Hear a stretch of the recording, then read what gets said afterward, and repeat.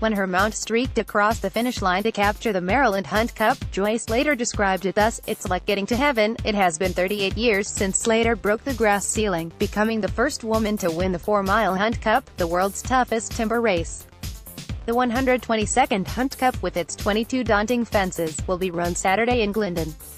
One woman is entered. Since Slater's victory in 1980, she prevailed again a year later. 5 other women have won the race.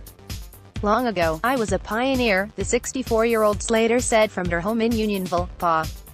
And after she finished first, aboard an Irish gelding named Can Cottage, Slater was photographed triumphantly, arm in arm with her mother, the horse's trainer, and grandmother, the owner. It was, in all respects, a female trifecta.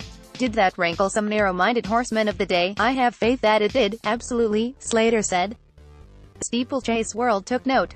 The media called her America's National Velvet, after the film in which a girl, Elizabeth Taylor, wins the English Grand National. By all accounts, Slater took a claim in stride. Going into the race, she said, "I wasn't worried that no woman had ever won, and I didn't feel all eyes were on me. I just wanted to do the job." Trained in show jumping, the equestrian sport filled with leaps and bounds, Slater coaxed Can Cottage to clear the Hunt Cup fences, some nearly 5 feet high. "With ease. A lot of people in that race had never jumped that high," she said. Even now, she continues to compete in show jumping events. "I'll do it until I fall off once too often," she said. "I refuse to grow up." The Hunt Cup first allowed women to ride in 1971, when Kathy Kusner, the country's first licensed female jockey, saddled up.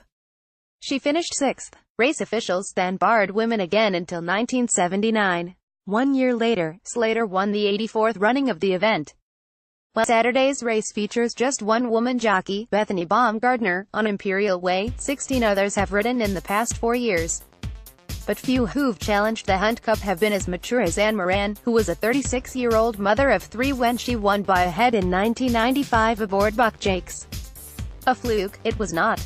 The Irish-born Moran in the Big Grey Gelding set a course record that day, 8 minutes, 30 3/5 seconds, and then repeated as champs 2 years later. "At the time, I had 3 children on the ground, was singing in the church choir and not looking to do any more riding." Moran, 59, a lifelong horsewoman, said from her home in Unionville, PA.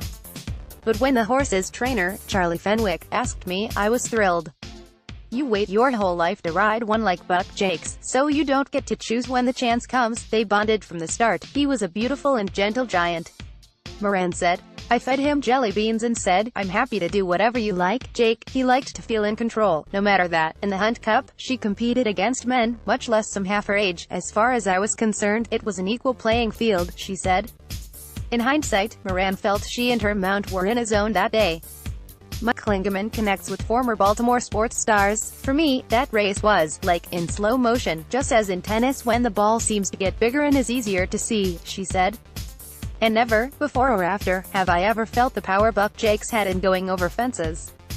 He would take off 2 strides before a fence and land 2 strides past it." That Moran's mother surprised her by flying from Ireland for the race made her first Hunt Cup win sweeter.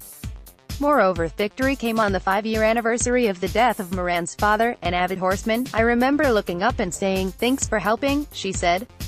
Nowadays, Moran and her husband, Michael, a retired horse trainer, care for their 230-acre farm, the site of the Pennsylvania Hunt Cup. She rides their 4 fox hunters and is sometimes remembered for those classic timber wins. "People say, 'I remember you riding Buck Jakes,'" she said, "but never, 'I remember you for being the woman who rode Buck Jakes.'" Does Moran mind playing second fiddle to a horse? "Not a bit," she said. "I'm just proud we won the Hunt Cup. My time was running out. I thought, it's not going to happen. He made it so." Browse photos from the 116th running of the Grand National Steeplechase, on April 21, 2018, in Butler. Mike.Klingeman at Baltsun.com, Twitter.com/McKecklingham.